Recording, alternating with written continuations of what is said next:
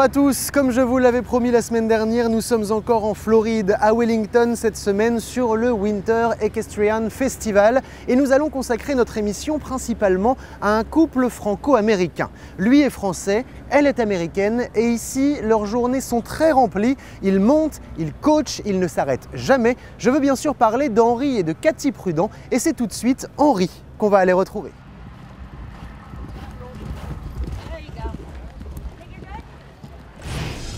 Et j'ai donc rejoint Henri Prudent pour démarrer cette émission. Bonjour Henri. Bonjour. Alors depuis qu'on est arrivé, on vous voit courir partout, sur toutes les pistes. J'imagine que pour vous, cette tournée de Floride, c'est pas vraiment des vacances. Non, ici nous ne sommes pas en vacances, c'est vraiment le travail, le plus gros travail de la saison de l'année pendant 3 mois. Ça veut dire quoi? Ça veut dire qu'on prépare ici vraiment toute l'année à venir? C'est ici que ça se fait? Non, disons qu'ici on a beaucoup de chevaux, beaucoup de cavaliers. Tout le monde est réuni, on a une 40aine de chevaux, on a 8 élèves et un petit peu de tous les niveaux. Donc par moment on en a dans tous les rings, donc il faut être là, les superviser, marcher les parcours. Voilà. C'est vrai qu'on vous voit, alors vous n'êtes pas seul pour faire ça parce que vous travaillez en binôme avec votre femme Cathy. Comment est-ce que ça se passe justement le travail entre vous deux? Est-ce que vous vous répartissez les choses? Est-ce que l'un fait plutôt certaines choses, l'autre les autres ou bien? On fait à peu près tout ensemble, mais bon, de temps en temps je suis obligé d'aller marcher certaines épreuves parce qu'il y a d'autres épreuves à marcher, mais on essaye de voir tous les chevaux et tous les élèves ensemble. Personnellement, Kelly s'occupe beaucoup des élèves, moi je préfère regarder les chevaux. Donc c'est comme ça qu'on marche ensemble, c'est un bon couple je dirais. Évidemment, on attendait ou on s'attendait à vous voir arriver en France, je vous vois sourire. Est-ce que finalement, tous ces épisodes, vous les regrettez ou est-ce que vous auriez vraiment aimé faire partie de cette aventure française? C'est pas un regret, mais naturellement, quand les cavaliers m'ont demandé d'aller, j'ai réfléchi, on s'était arrangé avec ma femme pour que je puisse aller en France, on était prêts. Bon, quand la tournée de Floride a commencé, donc là, je ne pouvais plus partir ou quoi, mais oui, je le regrette parce que c'était le bon moment, on avait planifié et tous les cavaliers me voulaient, je préparais, j'avais des idées et tout, mais bon, ça ne s'est pas fait, disons que je n'ai pas besoin de ça. Mais c'était le bon moment et naturellement, oui, j'aurais aimé. On va parler un petit peu des cavaliers américains aussi que vous connaissez maintenant très bien. On a vraiment l'impression qu'il y a une émulation ici de jeunes talents, que ça arrive très vite. Une de vos élèves, évidemment, Reed Kessler, est très jeune, a participé à ses premiers Jeux Olympiques à tout juste 18 ans. Est-ce que ici, le système fait qu'on arrive plus vite au très haut niveau? Je pense pas. À la fin, on a de meilleurs cavaliers, je vais parler de la France, on a de meilleurs cavaliers en France qui arrivent au top niveau. Ici, les jeunes jusqu'à 18 ans, 19 ans, vous allez les voir, vous dites « waouh, c'est magnifique ». Mais il leur manque le petit truc, je dirais qu'ils n'ont pas faim. Et donc c'est trop facile et ils n'arrivent pas au top. On a eu la chance avec Reed Kessler, c'est notre filleul. Le père a monté avec Kelly quand il était très jeune. Et c'est une équipe en fait. Et depuis toujours, la petite, elle veut et on est derrière, on la pousse parce qu'elle veut être poussée. Mais c'est ce problème aux États-Unis, ces jeunes cavaliers, on ne peut pas les pousser. C'est trop facile pour eux. Donc à un certain niveau… Quand vous dites c'est trop facile, ça veut dire qu'ils ont déjà tout avant? Voilà, la vie est trop facile, le cheval ne va pas, on change de cheval. Il n'y a pas ce petit truc de l'Européen qui, ma foi, on a un cheval qui s'arrête, on a un cheval qui est difficile, on va travailler, on va aller au bout. Tous les professionnels ici aux États-Unis préfèrent prendre la facilité que les problèmes. Est-ce que vous avez réussi à apporter cette touche française justement avec vos élèves? On parle de rythme, on parle aussi des autres. Est-ce que justement vous leur rendez les choses peut-être parfois un petit peu plus difficiles pour les pousser un peu? Dans notre écurie, bon, c'est même pas moi, mais Kelly est comme ça. Kelly, c'est une des générations avant où à une époque, il y avait 20 très bons cavaliers américains qui pouvaient aller gagner n'importe où au monde. Et ces jeunes-là ont commencé comme on commence toujours comme en Europe, quoi. Et aujourd'hui, c'est plus comme ça. Merci beaucoup Henri de nous avoir accordé un petit peu de temps. Et puis alors on va s'intéresser justement à cette jeune génération d'Américains puisqu'il y a plusieurs talents, Reed Kessler évidemment, mais aussi Brian Goodall ou encore Ken Farrington. Je vous propose qu'on les découvre d'un peu plus près. Tout le monde ne peut pas se vanter d'avoir participé aux Jeux Olympiques à seulement 18 ans. Reed Kessler fait partie de ces jeunes talents américains qui émergent et font désormais partie des meilleurs mondiaux. Jamais impressionné aux côtés de ses aînés, l'élève de Cathy Prudent devrait encore être la benjamine lors de la finale Coupe du Monde qu'elle va disputer pour la première fois. Je pense qu'il s'agit d'une sorte de transition entre nous et McLean Ward, Rich Feller, tous ces trentenaires ou quarantenaires. Il y a en effet beaucoup de jeunes qui ont la vingtaine, qui arrivent et qui sont très forts, comme Catherine Dinant, Jessica Springsteen, moi ou encore Lucy Davis. C'est vraiment une transition et je vois un avenir très prometteur pour l'équipe américaine. Avant nous, d'autres cavaliers ont émergé comme McLean Ward, Lauren Hoff ou ce genre de cavaliers. On est en quelque sorte la nouvelle génération de cavaliers qui arrivent au top niveau dans ce sport. Un peu plus âgé, Kent Farrington est aujourd'hui 13e mondial et fait partie du top 3 sur cette tournée de Wellington. Après avoir débuté à poney, en complet, en jumping et même en course, il est passé à cheval, a fait du hunter et a travaillé avec quelques-uns des plus grands cavaliers américains.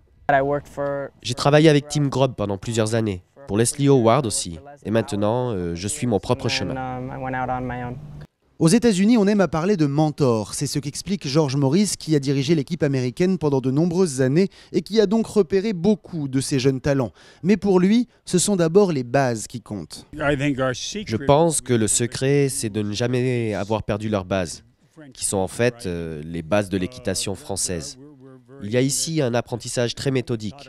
Il y a beaucoup de leçons, de stages. C'est le point fort dans ce pays. Ici, l'apprentissage passe beaucoup par le hunter, sorte de passage obligé et très apprécié ici. Une discipline qu'a pratiquée pendant longtemps Brian Goutal, vainqueur de plusieurs grands prix l'an dernier et qui arrive aussi au plus haut niveau. On a tous débuté dans les épreuves de hunter équitation. Donc on apprend d'abord à monter proprement et des choses très précises, comme par exemple comment monter une ligne le mieux possible. Et je crois que ce qui nous manque, en fait, c'est un peu d'agressivité que l'on retrouve en Europe. Un petit manque d'agressivité au départ qu'il retrouve par la suite car ici toutes les épreuves se courent très vite. Si les cavaliers américains plus âgés sont toujours sur le devant de la scène, la jeune génération est clairement en marche pour les prochaines grandes échéances et sera à suivre de très près.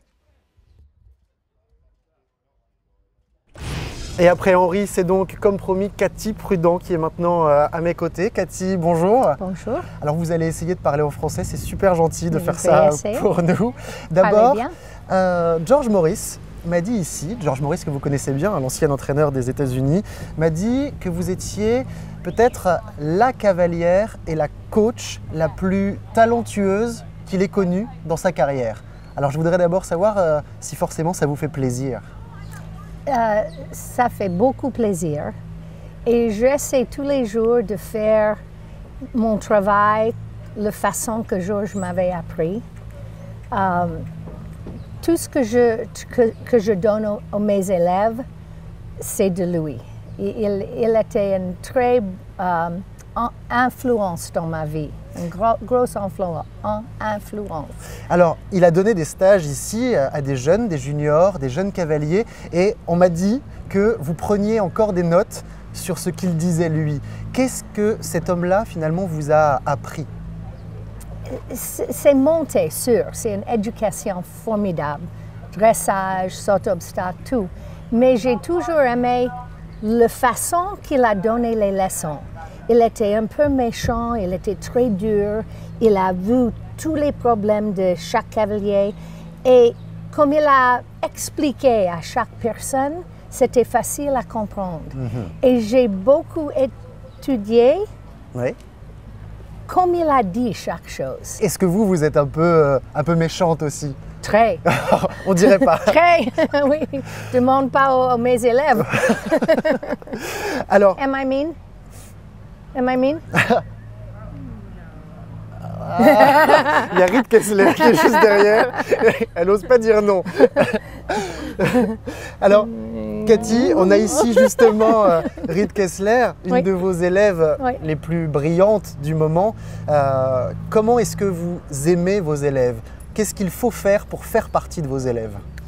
J'adore mes élèves. J'ai beaucoup de confiance qu'ils peuvent faire tout ce que je dis. Et j'essaie de donner ça. Et quand je crois ça, les élèves croient ça aussi. évidemment, vous êtes encore en tenue de cavalière. Vous n'avez pas du tout envie d'arrêter la compétition. Vous êtes une vraie compétitrice.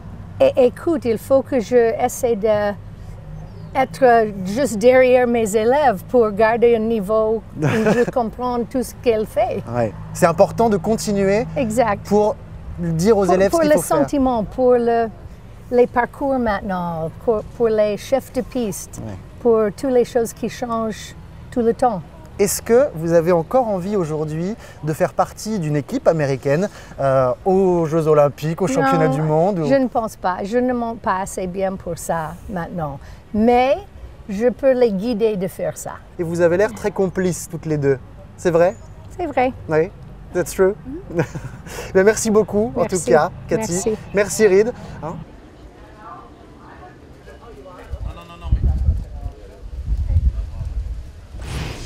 Et c'est dans le village des exposants de Wellington que notre voyage aux États-Unis s'achève. Retour en Europe maintenant, puisqu'il y avait de l'actualité sportive ce week-end, à savoir les étapes Coupe du Monde de dressage et de saut d'obstacle qui se sont déroulées à 's-Hertogenbosch. 's-Hertogenbosch, dernière étape Coupe du Monde, tant en dressage qu'en saut d'obstacle avant la finale de Göteborg. Chez les dresseurs, pas vraiment de surprise avec la victoire d'Adeline de Cornelissen et Erik Parzival, mais la néerlandaise, qui a enfin changé de reprise et de musique, s'est imposée avec une courte avance. Si le couple était en harmonie sur sa nouvelle musique, on a senti le cheval un peu moins libéré que lors de ses dernières reprises. Résultat, 85-900, soit moins d'1% d'avance sur Edward Gall et Undercovers Glock, noté à 85,100. Mais le plus important, c'est qu'Adeline de Cornelissen va vraiment être inquiétée à Göteborg par Hélène Lange-Annenberg. L'Allemande s'est en effet illustrée plusieurs fois et a toujours amélioré sa note approchant les 90%. Il va donc y avoir du suspense en Suède. Dimanche, ce sont les cavaliers de saut d'obstacle qui couraient eux aussi leur dernière étape et pour certains, l'étape de la dernière chance. Mais ceux qui se sont illustrés avaient déjà leur billet en poche, sauf le vainqueur qu'on n'a pas trop l'habitude de voir à ce niveau. Mais l'Allemand David Will a mis tout le monde d'accord et sur son étalon de 10 ans colorite, il a réussi à aller plus vite que l'un des couples les plus rapides au monde, Edwina Tops-Alexander et Sevo Ito du Château, qui terminent finalement second.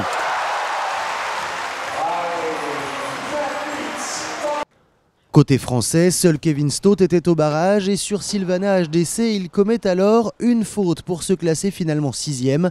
Encore une saison indoor très régulière qui le place 3e au classement Coupe du Monde.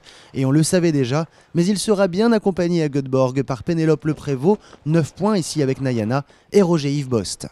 Rendez-vous maintenant dans un peu plus d'un mois dans le sud de la Suède pour savoir qui va succéder à Rich Fellers et Flexible. Notre périple aux États-Unis est maintenant terminé, mais bien sûr cette tournée ici à Wellington continue, alors retrouvez pendant plusieurs jours d'autres interviews et reportages sur ce qui se passe ici en Floride. Nous, on rentre en France sans s'être fait manger les mollets par les alligators, seulement avec quelques coups de soleil, mais on se retrouve quand même la semaine prochaine à Fontainebleau pour parler concours complet. D'ici là, portez-vous bien, très bonne semaine à tous, ciao, ou comme on dit ici, bye.